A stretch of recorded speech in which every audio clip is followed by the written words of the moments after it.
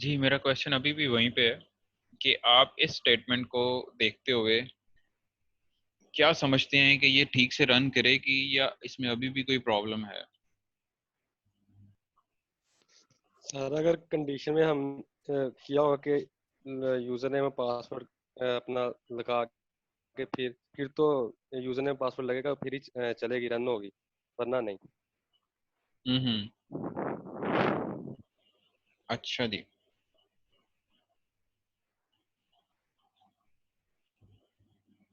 ये तो मुझे भी पता है फिर ही रन होगी, लेकिन मैं इफ कंडीशन की बात कर रहा हूँ जहाँ पे मैंने कोड की है ना ये पार्ट, ये इफ स्टेटमेंट, ये क्या मैंने सही की है? चलें इसको थोड़ा सा वेरीफाई करते सर हैं। हाँ जी। सर मुझे लग रहा है कि वो दोनों खाली रहेंगे जो आपने ऊपर लिखा हुआ है इफ कंडीशन में, तो वो वो खाली नीचे नहीं रहेंगे। रन तो मतलब रन होगा, लेकिन उसमें यूजर नेम और वो नहीं आएगा पेज।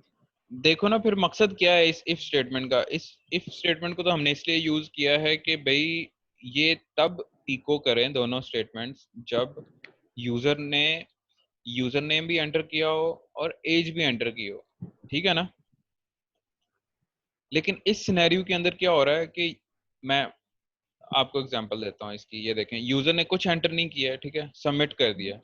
सबमिट करने के यस बाद हुआ क्या है कि उसने ये वेरीफाई किया है कि post user is empty, empty है, ये ट्रू होगी यहाँ तक, ठीक है, ये जो हाईलाइटेड है ये ट्रू होगा। उसके बाद और क्या ट्रू होगा कि यूजर ने एज भी एंटर नहीं की है, तो वो भी इज क्या है, एम्प्टी, ठीक है, ये भी ट्रू हो गया। अब मुझे बताएं ट्रू एंड ट्रू क्या होता है? ट्रू होता है ना? ट्रू होता है सर, ट्रू होता है। तो इफ स्टेटमेंट ये चल जाएगी हमारी एक्टिव, मतलब इसको रन करेगी और हमारी फिर भी इको करवा देगी जब हम यूजर ने कुछ भी एंटर नहीं किया। तो हम तो ये चाहते हैं कि यूजर ने अगर कुछ भी एंटर नहीं किया है तो वो इस स्टेटमेंट को रन ना करे।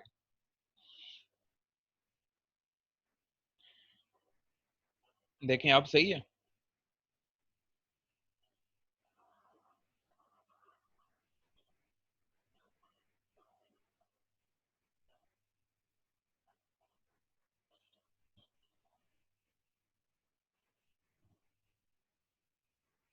अब ठीक है?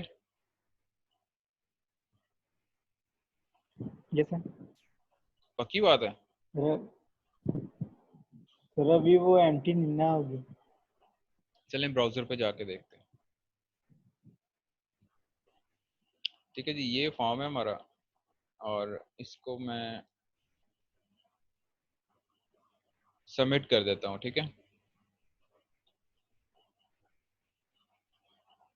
ठीक है, वो हमें अब शो नहीं कर रहा जो वैल्यूज हम दिखाना चाहते थे कि जब यूजर एंटर कर दे तभी नजर आए, तो अब हमें शो नहीं कर रहा। फॉर एग्जांपल ARIF 20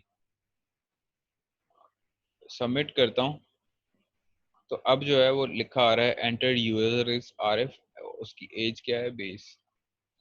और अगर मैं सिर्फ RF ही लिखता हूँ और सबमिट करता हूँ तो फिर क्या होना चाहिए? फिर भी मुझे नजर नहीं आना चाहिए, फिर मुझे एज के लिए एरर जो है ना नजर आना चाहिए, ठीक है। आप मेरी बात समझ गए यहाँ तक? जो हमने कोड किया है उसको समझ गए हैं यस कि PHP को हम किस तरह से इस्तेमाल कर रहे हैं? अब देखें PHP ने क्या किया है कि PHP ने आपकी जो HTML है, आप उसके अंदर लॉजिक लेके आ गए हैं, ठीक है। अदरवाइज HTML की सिंपल बात करते तो HTML जो है ना वो लॉजिकल लैंग्वेज नहीं है, यानी कि वो सिंपल लैंग्वेज है जिसमें आप टैग्स डिफाइन करते हैं, जहाँ पे जो टैग लगा देंगे जो आपका ब्राउजर है वो उसको एज इट इज जो है वो शो कर देगा, ठीक है। अब PHP आपको क्या हेल्प कर रही है? PHP आपको उस सिंपल वेब के अंदर लॉजिक क्रिएट करने की ऑप्शन दे रही है, ठीक है, कि आप लॉजिकली भी डाटा को शो कर सकते हैं। लेट्स सपोज इसी तरह से PHP के अंदर ये भी हो सकता है कि मिसाल है ये प्रिडिक्ट करे कि what is the width of the browser, ठीक है, ब्राउजर की विड्थ के ऊपर कुछ चीजों को दिखाना है, कुछ चीजों को हाइड करना है, ठीक है। जैसे कि मैं एक एग्जांपल देता हूँ कि कोई ऐसी इमेज है जो कि आप चाहते हैं जब यूजर इसको ब्राउज कर रहा हो तो वो नजर आए, इसकी मैं एग्जांपल देता हूँ आपको ब्राउजर के ऊपर ही।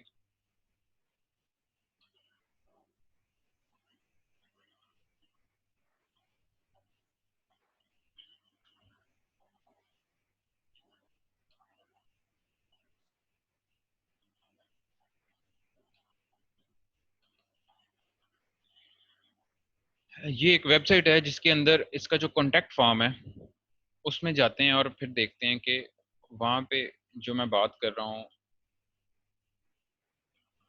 उस सिनेरियो के अंदर क्या हो रहा है, ठीक है।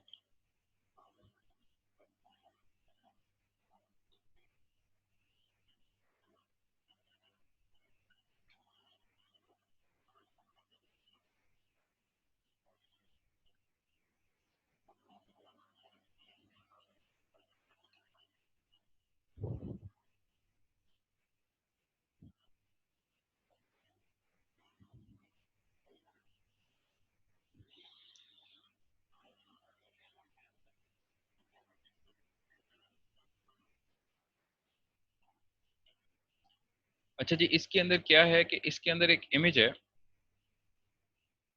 जो कि मैप की इमेज है, ठीक है।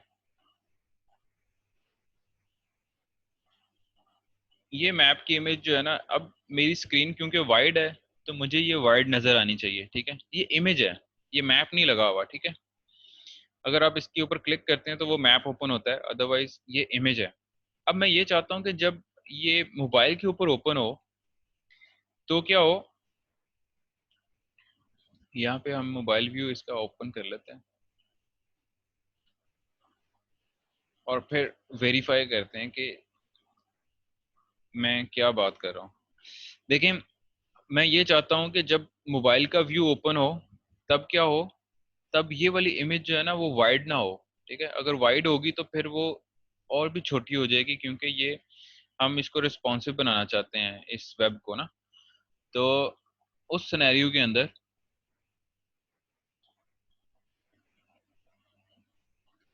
ये इमेज क्या कर जाए, पोर्ट्रेट शक्ल इख्तियार कर जाए।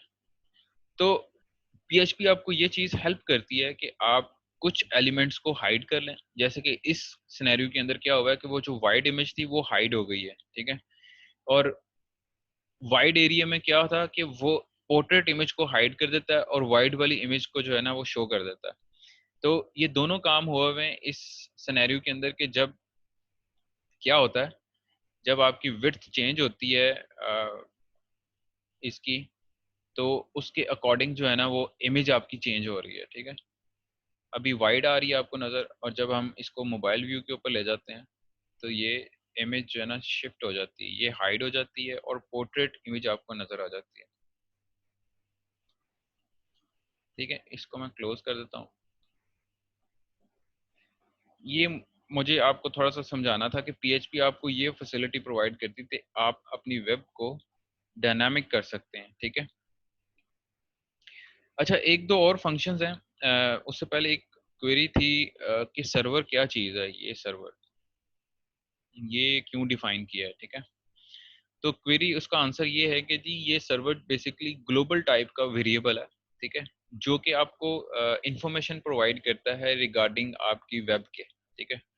उस इंफॉर्मेशन में ये भी होती है कि ये कौन सा आईपी एड्रेस यूज़ हो रहा है, कौन सा सर्वर यूज़ हो रहा है, सर्वर की इंफॉर्मेशन क्या है, पाथ्स कौन से इस्तेमाल हो रहे हैं। जैसे कि मैं करंट फाइल को ओपन किया हुआ हूँ तो इस फाइल का पाथ क्या है, ठीक है।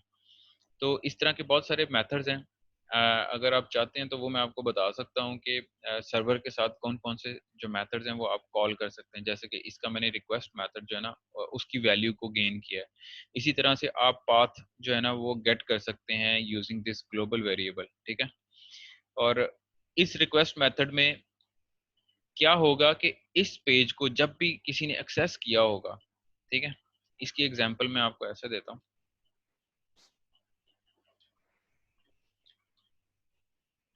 ये देखें, ये वाला पेज है मेरा वीक 11 का, ठीक है। वीक 11 को जब मैं सबमिट करता हूँ तो ये एक्सेस करता है डाटा रिसीवर को यूजिंग पोस्ट मेथड, ठीक है। तो पोस्ट मेथड की मदद से जब भी इसको एक्सेस किया जाएगा तो जो आपका ग्लोबल वेरिएबल सर्वर के नाम का है उसमें जो उसका रिक्वेस्टेड मेथड है वो उसकी वैल्यू चेंज हो जाएगी टू पोस्ट, ठीक है। अगर मैं इसको यहीं पे ऐसे ही रिफ्रेश करता हूँ तो देखिए अब एरर आ रहा है, ठीक है। अब वो कह रहा है कि ये जो यूजर डिफाइंड है ना, अनडिफाइंड है, कौन सा वाला यूजर, ठीक है, ये जो वेरिएबल है ये अनडिफाइंड है, क्योंकि इस वक्त क्या हुआ है कि इस पेज को मैं डायरेक्टली एक्सेस कर रहा हूँ, ठीक है। डायरेक्टली एक्सेस करने के सिनेरियो में ये जो इंफॉर्मेशन है, ये वाली, ये रिक्वेस्ट मेथड की जो इंफॉर्मेशन है ग्लोबल सर्वर को वेरिएबल को यूज करते हुए, इसमें इस वक्त पोस्ट नहीं है, क्योंकि इस पेज को डाटा रिसीवर डॉट पीएचपी को एक्सेस करने के लिए मैंने पोस्ट मेथड इस्तेमाल नहीं किया है, ठीक है। उस सिनेरियो में ये फेल हो जाएगा, ठीक है। तो उसकी एग्जांपल मैंने आपको दिखा दी है कि जब इस पेज को डायरेक्टली एक्सेस किया जाएगा तब आपके पास एरर आएगा। अदरवाइज अगर इसको एक्सेस करते हैं आप विद वीक 11, ठीक है, वीक 11 कैसे एक्सेस कर रहा है उस पेज को ऐसे एक्सेस कर रहा है कि वो पोस्ट मेथड को यूज करता हुआ उस पेज के ऊपर जाता है, ठीक है। तो वो जो ग्लोबल वेरिएबल है आपका सर्वर, उसकी जो एट्रीब्यूट है रिक्वेस्टेड मेथड की, वो एनरिच हो जाती है विद पोस्ट, कि इस पेज को जो है ना वो पोस्ट की मदद से एक्सेस किया जा रहा है।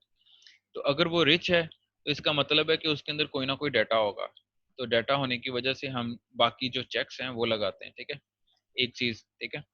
दूसरा एक और चीज भी है जो आप यूज कर सकते हैं, जैसे कि हम यूज कर रहे हैं एम्प्टी स्ट्रिंग, ठीक है। ये चीज हम इस एम्प्टी स्ट्रिंग की जगह पे एक और चीज भी यूज कर सकते हैं। वो क्या यूज कर सकते हैं? वो हम ये यूज कर सकते हैं, इसको हम खत्म कर दें और यहाँ पे हम लिखते हैं शुरू में is set. Is set basically एक मेथड है जो ये बताता है कि इसकी वैल्यू सेट की गई है, ठीक है।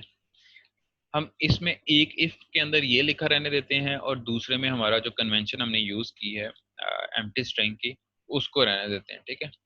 अब दोबारा से हम अपने ब्राउजर पे जाते हैं और चेक करते हैं कि इस सेट जो है वो काम कर रहा है कि नहीं। वापस आते हैं,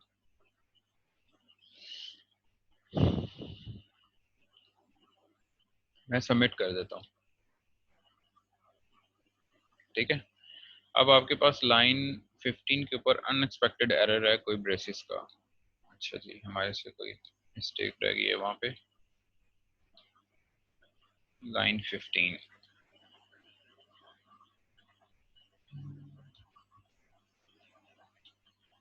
यहाँ पे स्मॉल ब्रैकेट एक और आएगी, ठीक है, इस सेट की।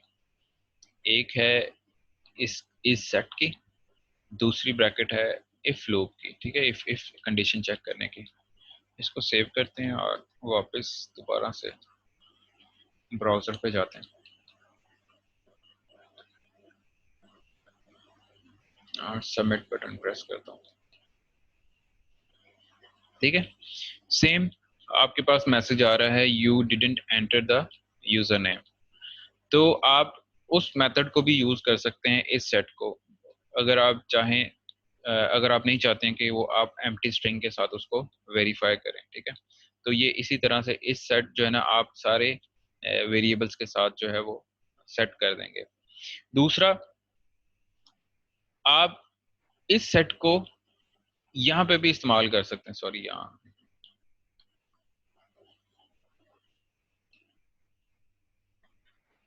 बजाय आप अंडरस्कोर सर्वर को यूज करें, आप ये भी कर सकते हैं,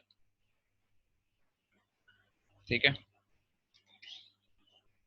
इसको मैं रिमूव कर दूं, ठीक है। आप लोग याद रखिएगा कि इसका क्या मकसद है, ठीक है। तो हम इसको यहाँ पे, इस सेट को यहाँ पे इस्तेमाल कर सकते हैं फॉर बोथ। अगर दोनों सेट हुए हैं,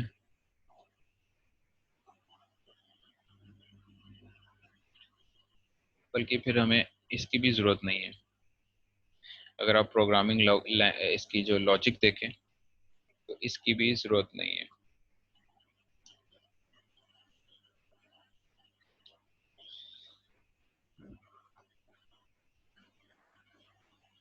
इसको जाकर चेक करते हैं। अच्छा, नेक्स्ट चलते हैं और ये देखते हैं कि आपके पास जो सर्वर के अंदर वैल्यूज हैं वो कौन कौन सी हैं, ठीक है। जो सर्वर के अंदर जो वैल्यूज आप चेक करते हैं वो आप कौन कौन सी वैल्यूज देख सकते हैं। हम उन सबको इको करवाते हैं और इको के अंदर फिर चेक करते हैं कि आपके पास क्या क्या सर्वर जो है ग्लोबल वेरिएबल ऑप्शंस देता है। ठीक,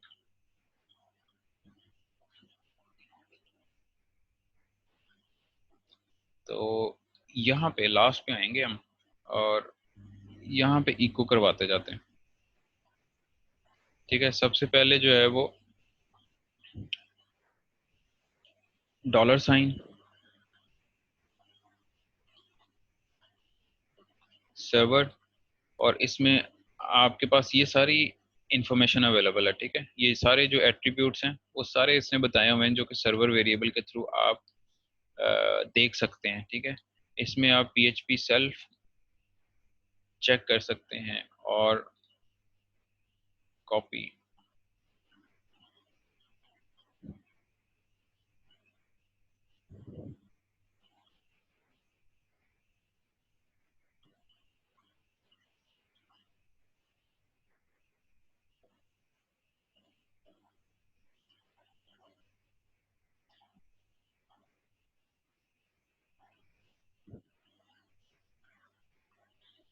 डॉक्यूमेंट रूट। ठीक है, ये एक इम्पॉर्टेंट वेरिएबल है, एट्रीब्यूट है इसका।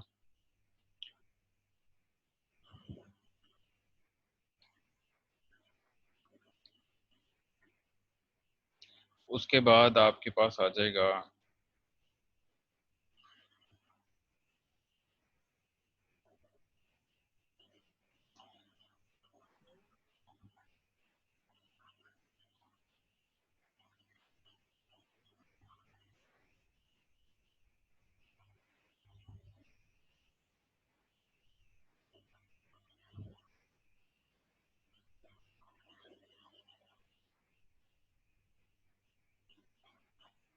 HTTP host. ठीक है, इनको सेव करते हैं और चेक करते हैं।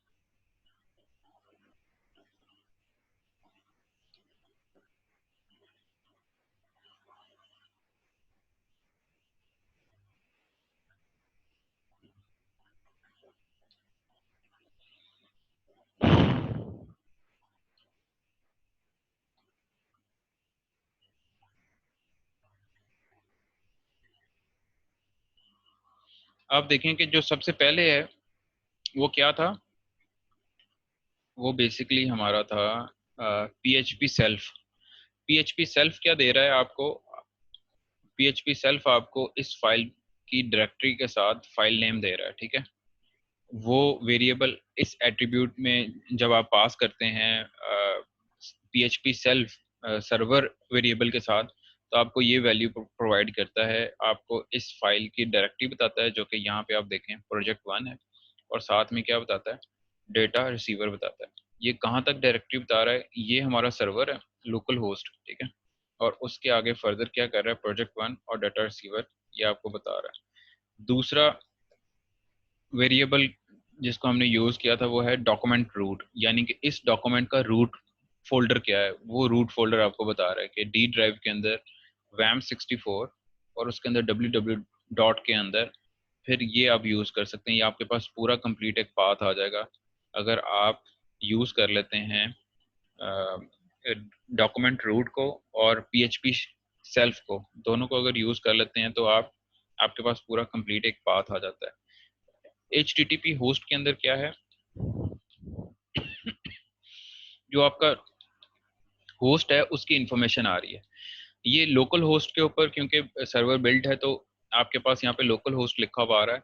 हो सकता है कि जब आप इसी फाइल को, इसी सर्वर को रन करें ऑन क्लाउड सर्वर, तो उस सिनेरियो में आपके पास डिफरेंट वैल्यूज आए। ठीक है, तो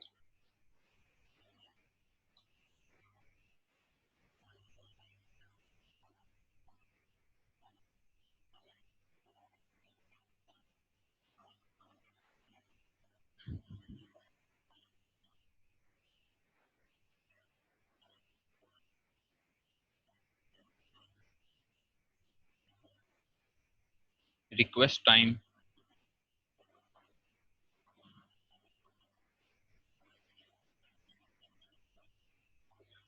रिक्वेस्ट मेथड, रिक्वेस्ट यूआरआई, ये सारे आप एक्सप्लोर कर सकते हैं अपना वहाँ पे जाके। जो php.net आपको वेबसाइट बताई गई थी, वेबसाइट इसकी PHP की, अब वहाँ पे जाके जितने भी ग्लोबल वेरिएबल सर्वर के नाम से एट्रीब्यूट्स डिफाइन हो सकते हैं या किए होते हैं ऑलरेडी, ये सारी इन्फॉर्मेशन आप वहाँ से गेट कर सकते हैं। इसको आप इस्तेमाल कर सकते हैं मुख्तलिफ तरीक़ों से। लेट्स सपोज आपको नहीं पता है कि आपकी फ़ाइल किस डायरेक्टरी के अंदर रन होगी डायनामिकली, ठीक है, तो आप वहाँ से अपनी फ़ाइल के डायरेक्टरी को चूज़ करते हुए फॉर एग्जांपल इमेजेस को विजिबल कर सकते हैं, उनके डिफरेंट यूज कर सकते हैं इन वेरिएबल्स को, इन एट्रीब्यूट्स को यूज करते हुए, ठीक है। अच्छा जी, अभी भी हमारे पास जो है ना वो 25 मिनट हैं, तो हम देखते हैं कि हम और इस फॉर्म के साथ क्या कर सकते हैं।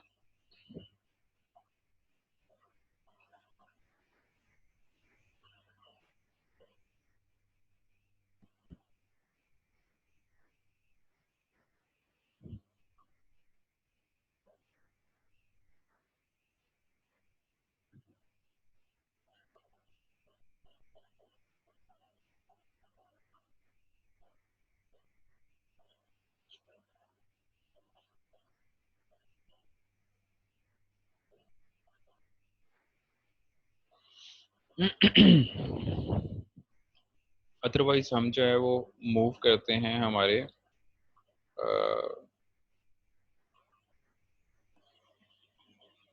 SQL के ऊपर, ठीक है, और उसको थोड़ा सा आज स्टडी करते हैं ताकि हम नेक्स्ट लेक्चर में फिर उस तरह की डेटाबेसेस को क्रिएट कर सकें। अच्छा, जितनी भी आपके लोकल होस्ट हैं उनके साथ अटैच होती है आपकी डेटाबेसेस, ठीक है, वो आप एक्सेस कर सकते हैं। अगर आप सबने लोकल होस्ट क्रिएट कर लिया हुआ है, वैम सर्वर को इंस्टॉल कर लिया हुआ है, तो आप क्या कर सकते हैं, आप उसके अंदर आएँ और यहाँ पे PHP माई एडमिन के अंदर, ठीक है, ये मेन्यू लिखा हुआ है PHP माई एडमिन, इसको ओपन करें।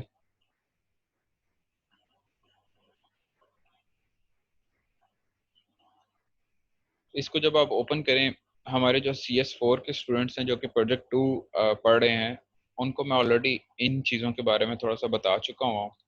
यहाँ पे आपका जो बाय डिफ़ॉल्ट यूज़र नेम होता है वो रूट होता है, और अगर आप फॉर द फर्स्ट टाइम इसको एक्सेस कर रहे हैं तो इसमें कोई भी पासवर्ड नहीं होता है, ठीक है, तो आप उसको बाद में सेट कर सकते हैं।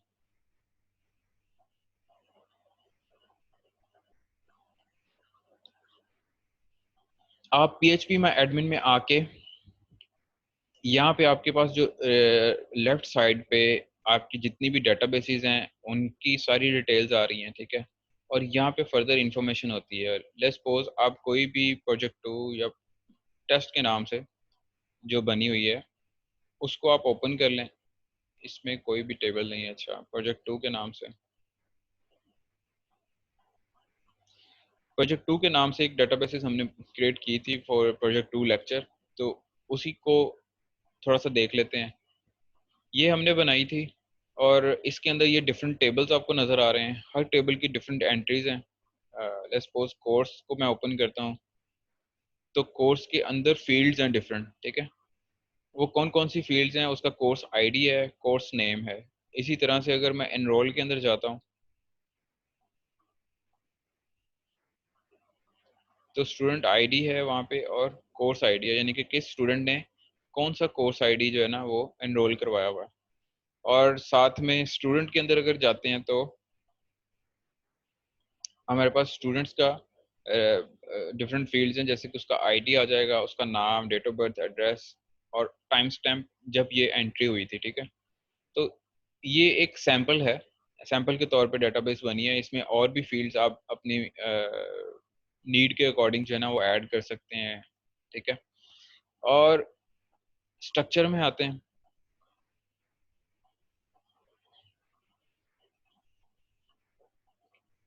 ये स्ट्रक्चर बेसिकली बताता है कि जो आपका स्टूडेंट का टेबल है उसमें किस तरह से ये डिफाइंड है, ठीक है। ये आपकी प्राइमरी की है, नाम, जो प्राइमरी की है वो इंटीजर का है 8 बाइट का, और जो नाम है वो वेरिएबल करेक्टर है 80 बाइट्स की, ठीक है।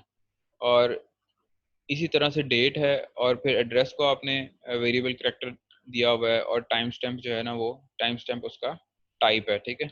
ये डिफरेंट टाइप्स आप डिफाइन करते हैं। साथ में ये जो वेरिएबल है स्टूडेंट आईडी, इसको हमने डिफाइन किया हुआ है ऑटो इंक्रीमेंट भी, ठीक है। तो ये ऑटोमेटिकली इंक्रीमेंट करता रहता है, इस बिल्कुल उसी तरह से जिस तरह से हमने मोबाइल एप्लीकेशन के अंदर जो स्टूडेंट रिकॉर्ड बनाया था, जो क्लाउड सर्वर के ऊपर ऑटोमेटिकली ऐड करता है और साथ में आईडी भी अपडेट करता रहता है। तो उसी तरह से यहाँ पे भी क्या है, ऑटो इंक्रीमेंट है। अच्छा जी, फर्दर हम एक्सप्लोर करते हैं। एसक्यूएल के अंदर आप डिफरेंट एसक्यूएल की कमांड्स जो है ना वो रन करवा सकते हैं, जैसे कि select all from students where one. One क्या है, ये स्टूडेंट आईडी हो सकती है, ठीक है। तो यहाँ पे आप स्टूडेंट आईडी इक्वल्स वन, ठीक है। अब मेरा नहीं ख्याल कि स्टूडेंट आईडी वन अभी भी वहाँ पे अवेलेबल है। अगर मैं इसको रन करता हूँ इस स्टेटमेंट को, तो देखें क्या रिजल्ट्स आते हैं। तो स्टूडेंट आईडी वन नासिर के नाम से क्रिएटेड थी, उसने वो रिजल्ट हमें दे दिए। डेटाबेसेस के अंदर आपने बेसिकली ये सारी जो स्टेटमेंट्स हैं, सिलेक्ट की, अपडेट की, डिलीट की और इंसर्ट की, वो सारी आपने पढ़ी हुई हैं, ठीक है। तो ये बेसिकली क्या है, एसक्यूएल की क्वेरीज हैं जो कि आप लिख सकते हैं, ठीक है। ये इन्हीं क्वेरीज को हम अपने नेक्स्ट लेक्चर के अंदर पीएचपी के अंदर लिखेंगे और उनको एग्जीक्यूट करेंगे, ठीक है। अगर आप कुछ और इंसर्ट करना चाहते हैं तो इंसर्ट क्या करना है, स्टूडेंट के अंदर उसका ID, name, date of birth, address, और यहाँ पे आप वैल्यूज पास कर देंगे, ठीक है। ये बेसिकली रॉ फॉर्म में एसक्यूएल की क्वेरीज हैं जो कि आप यहाँ पे एक्सक्यूट करवा सकते हैं। नेक्स्ट सर्च के अंदर देखते हैं जी, मुझे जरूरत नहीं है उसकी।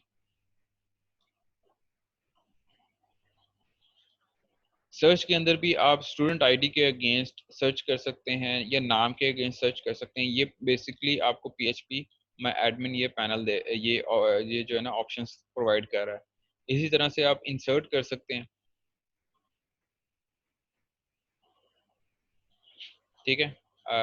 डिफरेंट एंट्रीज इंसर्ट कर सकते हैं ना जीआई फॉर्म, एक्सपोर्ट कर सकते हैं, डेटाबेसेस को इंपोर्ट कर सकते हैं, प्रिविलेज को सेट कर सकते हैं यहाँ पे, यानी कि डिफरेंट यूजर्स आप क्रिएट कर सकते हैं एक ही डेटाबेसिस के, और हर यूजर को आप डिफरेंट एक्सेस दे सकते हैं। जैसे कि एक यूजर को सिर्फ रीड करने की एक्सेस देनी, तो आप क्या करेंगे, उसको उसकी प्रिविलेज को वैसे रिस्ट्रिक्ट कर देंगे रीड तक, कि वो रीड ही करे डेटाबेसिस के अंदर, उस डेटाबेसिस के अंदर अपडेट ना कर पाए, ठीक है।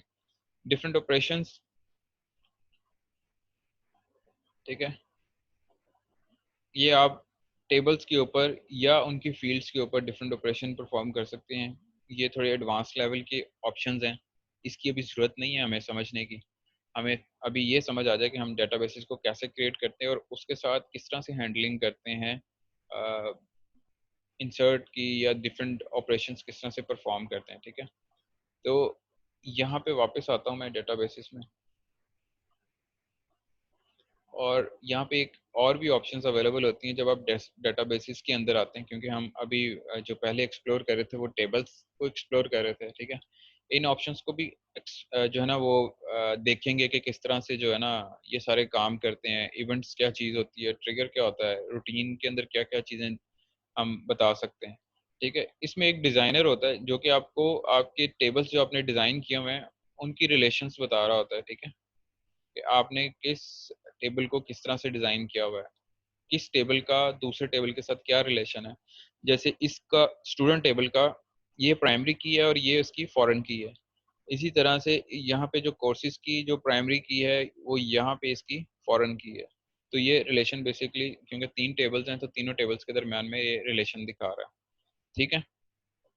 अच्छा जी, लास्ट 5 मिनट्स हैं हमारे पास, और उसके बाद हम क्लोज कर देंगे। मैं आप लोगों की अटेंडेंस लेना चाहता हूँ दोबारा से। तो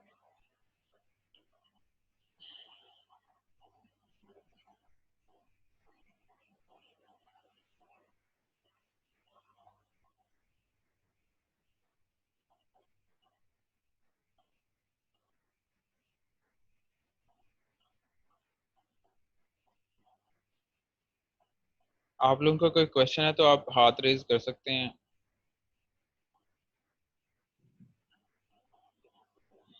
हमने आज जितना भी काम किया है वो बहुत ज़्यादा नहीं है, लेकिन आप इसको थोड़ा सा प्रैक्टिस करें। ये बेसिस है हमारी, हम इसको लेके तो फर्दर मूव करेंगे डेटाबेसिस की तरफ, ठीक है, कि डेटाबेसिस के अंदर किस तरह से एंट्रीज करवाई जा सकती हैं, किस तरह से सर्च की जा सकती है।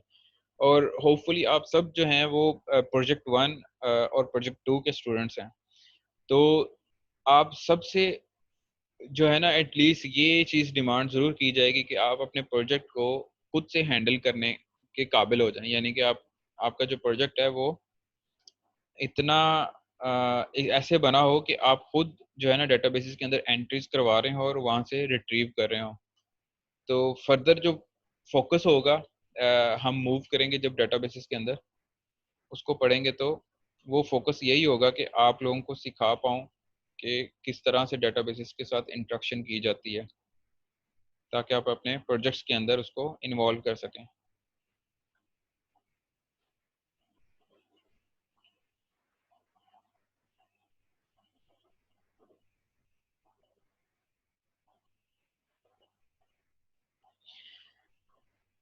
अच्छा, डेटाबेसिस के बारे में मैं जो है ना फर्दर लेक्चर जो होगा ना हमारा नेक्स्ट लेक्चर, उसमें दोबारा से एक्सप्लेन करूंगा ये पीएचपी में एडमिन को, और थोड़ा सा एलैबोरेटिवली एक्सप्लेन करूंगा। लेकिन आज का जो हमने फॉर्म यूज़ किया है पीएचपी के अंदर, आपने इसके साथ जो है वो काम ज़रूर करना है, इसको रिपीट ज़रूर करना है अपने एंड पे। काम बहुत ज़्यादा नहीं करवाया आज मैंने थोड़ा सा लिमिटेड रखा है।